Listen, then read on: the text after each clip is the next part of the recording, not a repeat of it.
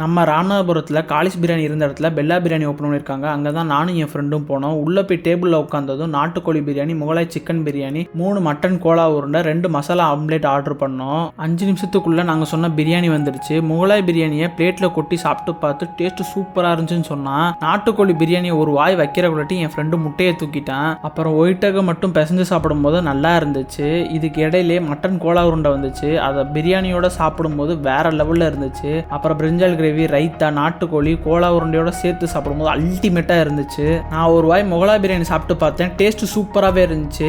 அப்புறம் தான் மசாலா ஆம்லேட்டே வந்துச்சு. அதை பிரியாணியோட சாப்பிடும்போது அருமையாக இருந்துச்சு. லாஸ்ட்டாக இருக்கிற கோலா உருண்டையில் ஆளுக்கு பாதி பாதி சாப்பிட்டுட்டு மெனுவில் புதுசாக இருக்குன்னு மோகாபாத் சர்பத்தும் லெமன் சோடாவும் ஆர்டர் பண்ணோம். அந்த சர்பத்தில் வாட்டர்மெலன் மில்க் ஆட் பண்ணி வச்சுருந்தாங்க. அதை குடிக்கும்போது வித்தியாசமான டேஸ்ட்டில் இருந்துச்சு. அப்புறம் என் ஃப்ரெண்டுக்கு என்னோட ஜூஸை கொடுத்தேன். குடிக்கும்போது சப்ஜா சீடு ஸ்ட்ரால அடைச்சிக்கிருச்சு. ஊதி ஊதி குடிச்சிட்டு இருந்தான். அப்புறம் ஸ்ட்ராவை தூக்கி போட்டு குடிச்சிட்டு பில்லை பே பண்ணிட்டு கிளம்பிட்டோம். நீங்கள் இந்த பெல்லா பிரியாணிக்கு வந்திருக்கீங்களாங்கிறத கமெண்ட்ஸில் சொல்லுங்கள்.